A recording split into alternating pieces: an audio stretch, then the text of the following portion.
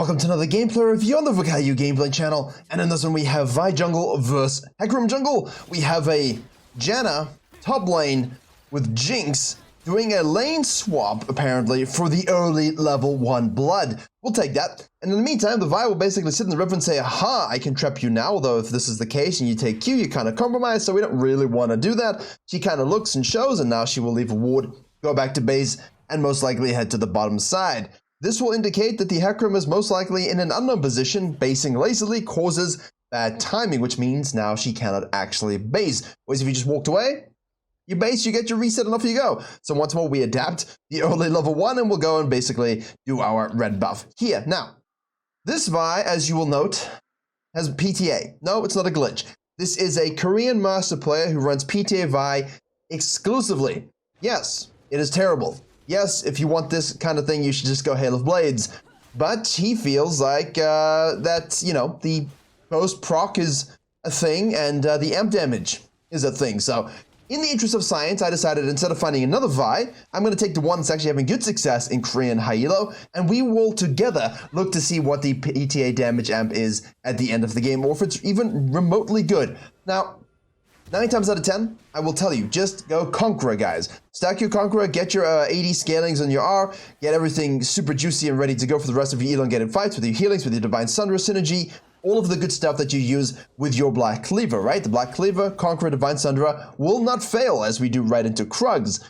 On the other hand, if you're struggling to understand exactly how you want to play the game, my jungle courses will help you. And if you want to take your climbing and jungling to the next step, head to virkayu.gg for all of the jungle resources you need, from courses based upon your MMR to one-on-one coaching to the coaching of library, as well as a free jungle improvement PDF. Everything you need as a jungler to climb faster than anybody else with the role, all located in one place. Why spend 500 hours of your time trying to find out what you don't know you need to know when I can give it to you directly infused into your veins on virkayu.gg.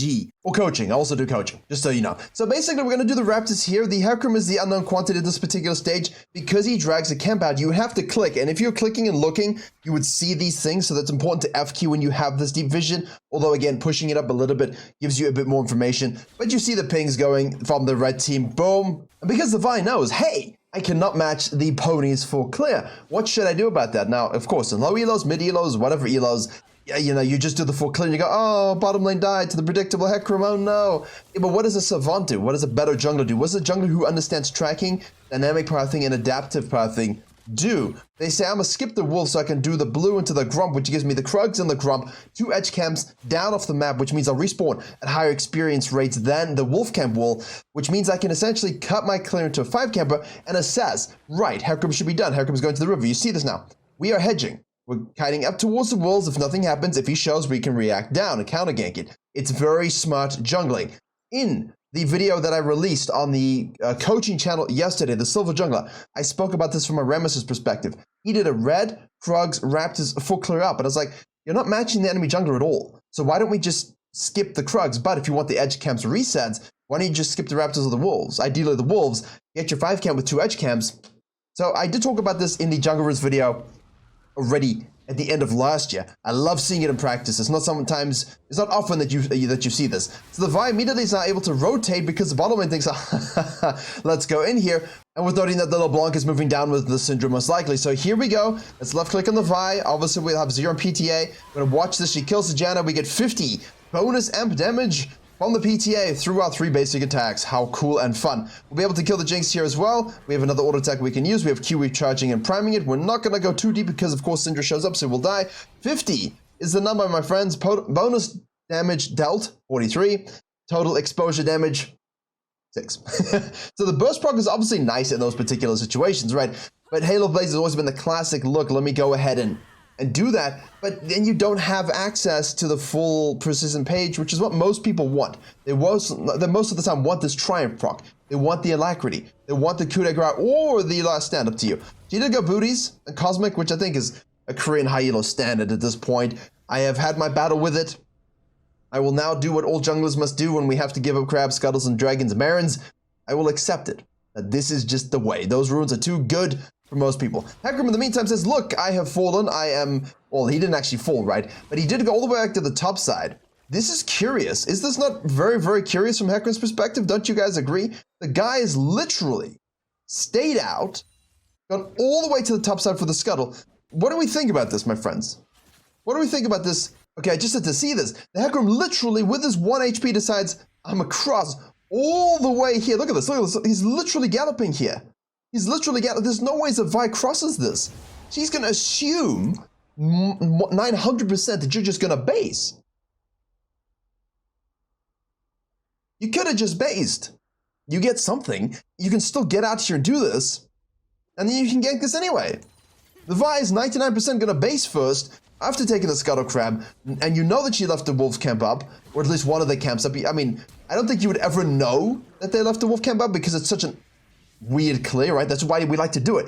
With Solo Start Red, go Krugs, Raptors, skip the Wolves, do the Blue Grump. Their tracking will be completely off kilter because they'll think you left this up, right?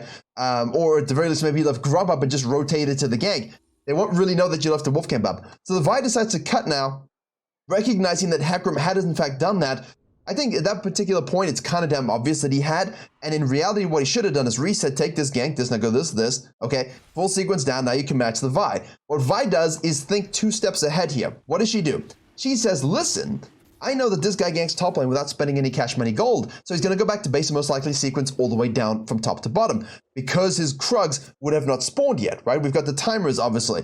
420 will spawn, 435 to 445, 5 minutes to 5 minutes 10, and then obviously you're looking at this 5 minutes 26 marker for the Krugs for a full sequence. So what she says is, okay, look, my Wolves are up.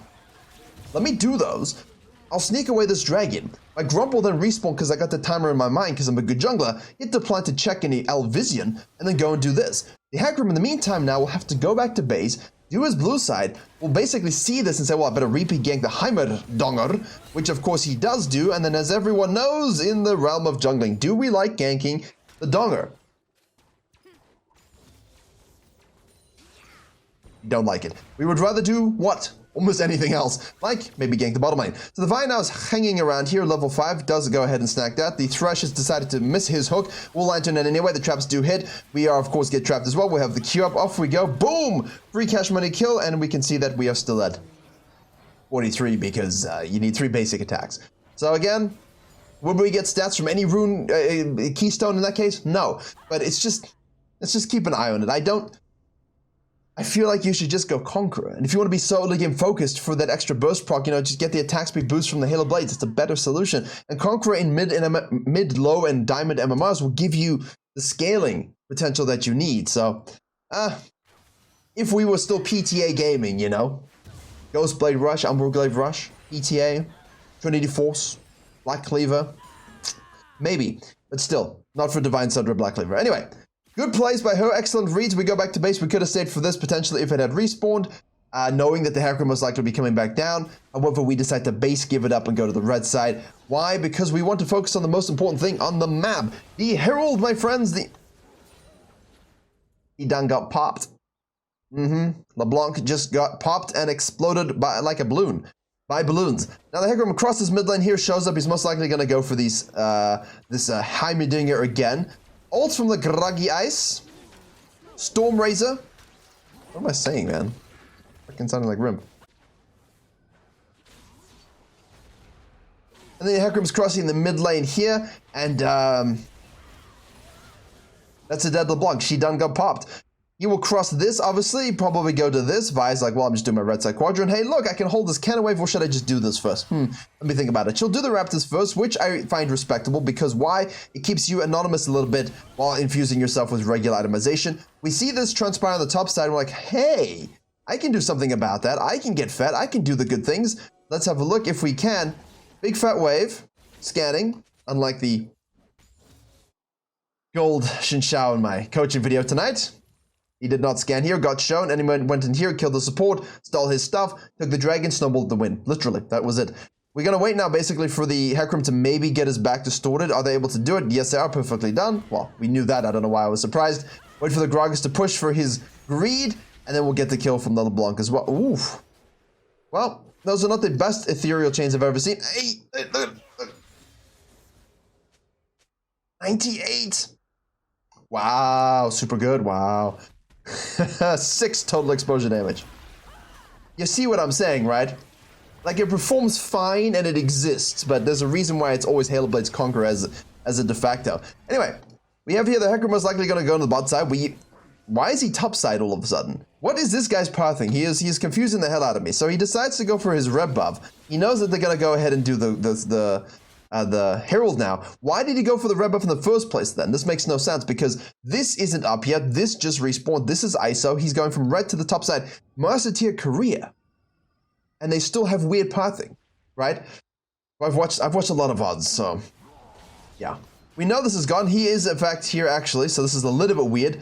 Obviously, we know this. We saw him go to the bottom side anyway when I was looking if he was basing or not, but I didn't register that, hey, he's going to the bottom side. I was like, why? Why would he make that error? Anyway, so he does do this. Always the benefit here as well is that you can sequence down, contest, and even if you can't contest and you sequence down, as Vi's now going to the mid lane to get the Syndra, we'll hit that one, we'll get the chains because we know she flashed R to finish off. Oof, that was a nice E damage. A little bit of burst proc damage as well coming through. We're keeping track of this. There we go, 155. So the burst proc is obviously great, but I have my doubts still. I'm not convinced. Obviously, he's performing well with it, but what could he do if he had regular runes? Probably the same thing anyway, to be honest with you. Anyway, that confuses me because if you can't contest that Herald, right, you can take away your blue side camp, scoop him up, sneak him away, go down. Hello! And the enemy team can't counter jungle you. I think that's a really valuable thing. What are we at? 7. Ooh, pain. Close, but good chunk. Nice burst, of course. Divine Center fully completed. Full charge, Q ready, 4 points. Cooldown at the moment is 6.25. Just wait until it's 3. How fun. Black Cleaver as it is. I was saying this to someone else coaching as well recently. We're talking about this Black Cleaver rush versus Divine Sundara rush. I like Divine Sundara rush still into Black Cleaver, but I understand the feel of Black Cleaver, you know, people enjoy that a lot, but preference really. Yeah, the whole point in general with dragons and heralds, like if you can take this sucker here and you know that the enemy jungle is on the other side, then you can just go counter jungle, which is why I like in those situations, as I had in with the Kane coaching earlier. You know, he was like, should I go down for the dragon? I said, yeah, because if you can't contest because your team don't group up and they just group 5, then you can at least deny the counter jungling, sequence opposite, maybe do some counter jungling as well instead of this. It's always looking for those denial of the denial, right? Because they think they're going to deny you your camps by doing them after the objective, but you've already taken them away and you waste their time. So hopefully that makes sense. Always a good thing to do. And the Hecarim in this case did not do that. Well, he did red first and then did that. Weird ways to think about it, but it is the way it is. Right, as the dragon falls back to the blue here, I'm just not a fan of cross-country. Well, literally, because I'm a sprinter. Hardcore sprint. I was a competitive sprinter growing up, and I have asthma. So basically, they would say like, hey, let's go 400 meters, 600 meters, a mile, and then running more than that. And I was like, yeah, no. No, thank you. My lungs are burning. They're on fire. I want to die. But I'm also not a fan of cross-country in League of Legends, where you do one thing, cut across to another thing for no particular reason. I like flow. And so while there can be reasons to justify certain things, again, nice kill onto the, with 600, out of 7 KP, we have 6 kills. We're just infused and playing very, very well. The PTA is coming in nicely for 282 and 95 amp damage, because they're dying so quickly. So what I'm saying, they're dying so quickly. So if you're gonna go red into blue into down and across, or like I had this guy in the coaching channel as well, he does this, like he does 3 camp, does the wolves, does the blue, and then because the Lee Sin's top side goes from his blue to the top scuttle, just across mid lane to take the second scuttle, instead of just doing his Grump scuttle. Like, what? Why? It's the same kind of vibes in my brain. And obviously, higher players do these things and make different reads. I don't think this was one of those situations. To be fair, it seemed a little less cohesive. Although, the Hecarim hits an absolutely beastly R into the Syndra's absolutely beastly Bjergsen level Scout of the Week E. Nice over the wall roam, nice collapse, overcommit, obviously, as is the way. Obviously, when you have Heralds, typically is always an overcommit, but we'll take 5 plates. Jinx now goes here now. Where do we go? We got red on the top side, we got a wolf camp on the bottom side, we have Scuttlecrab respawning. We can see she's going to go to the red. You could justify just doing this into this and then killing the Jinx again if you think she might stay. Obviously, in this case, she will not. Or we could just go mid lane and collapse with the Thresh double kill. That works also. However, you can just go for the red buff because buffs. Buffs are fun. Raptors are spawning thusly. I did think I probably would have just gone for this into this. Why? Because this is like a Krug camp in value. And while the red buff is usable and I wanted, I can always cut through the mid lane as well. But really, that's dissecting at a level that's largely irrelevant in terms of your own game planning. The red is great. Obviously, we're roaming with the Thresh. Really nice. Go down here, get another kill, move into the jungle camp zone. Syndra shows up, Scout of the Week. Gragas is going to show up, obviously. The Heimerdinger is not interested in playing this game. Thresh is caught out. Vi is flanking because we are the assassin at this point. Hold that Q, hit that Q. Beautiful onto the Gragas focus. We're going to... I changed my mind. Although I do think it's largely Divine Sundra Warhammer.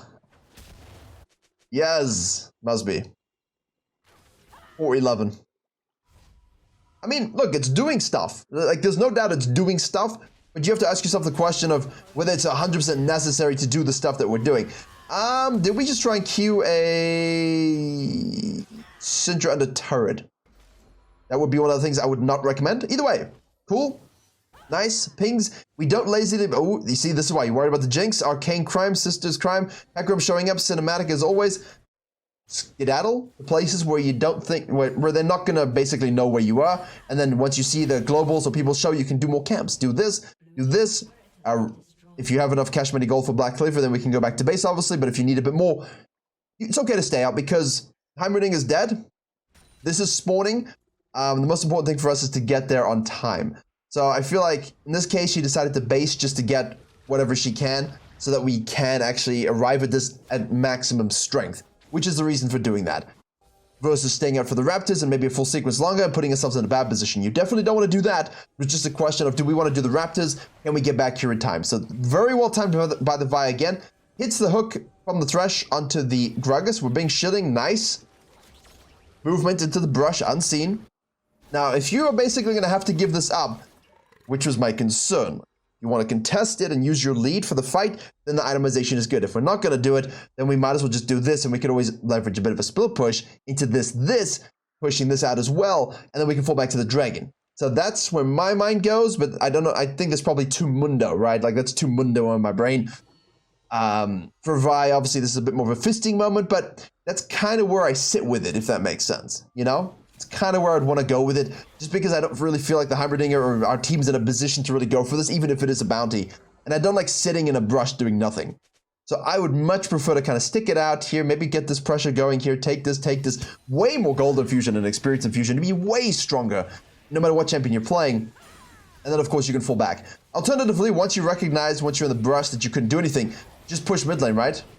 Just push the mid lane out while they do the Herald, and then this is already pressured up nicely for you. And you can do the Raptors into the Krugs, catch this and shove this out, and obviously do that afterwards. So that's my macro tip in these particular situations, rather than sitting and accepting and then doing nothing. Don't really like that at all. Because the block isn't even here. Yes, she has TP, but, you know, like, basically we've done what? A Raptor camp? And that's about it? We haven't really... Oh, Jinx, you're gonna regret that. I mean, Syndra, you're gonna regret that. I mean, Vi, you're gonna regret that. I mean, everyone, I'm regretting it. I'm sorry you had to watch all of that. Anyway, so basically we left base after doing the Krugs, and we sat in a brush, took some Raptors, and sat around, basically posturing and posturing and posturing. Hecarim goes in and then has to R out. Heimerdinger has shown up. We have taken the Scuttle Crab, which is nice. Do we have the HP resource advantage to do this Dragon? Hopefully so. We should do. Yes? Cool beans. Off we go. Close. Hecarim on the top side, we fall back to our blue side, you see? So can we go here? No, because we took everything, so we can just fall back to this side. We want to make sure we're getting the cleaver 100% on the next buy. We'll finish our Must Stumper as well. There we go, that should do it. Close to 11, so in the next fight, we want to make sure we're 11. So we can head directly to the Krugs to snack those, just to ensure we get that 11 before the next fight, which we will do. Great. This guy is bottom side. Syndra's by herself. Can we maybe do something? It is warded, so we should scan. Oh, if we know it's a control, we don't scan.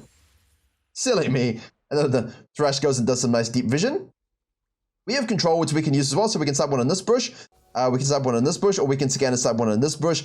I feel like this is a high traffic zone, so most likely going to be detected. There's the Janna, obviously. We're giving away the blue, the red to the ADC. The Heimerdinger's in the bottom lane. There we go. Much better. Good. See, that's what I wanted to do the first time. Glad we got back to it eventually. See, Master Elo games are always more entertaining because you've got a fun aspect, but also it's high elo relatively, and also there's a lot of things you can improve on. So it's nice to represent good play with good improvement facets as well.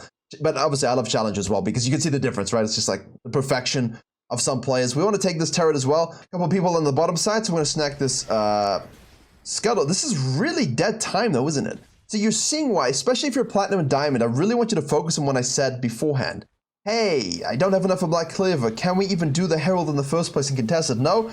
Okay, well why didn't I just do a full clear down, push the bottom side, take their jungle camps, fall back to the dragon?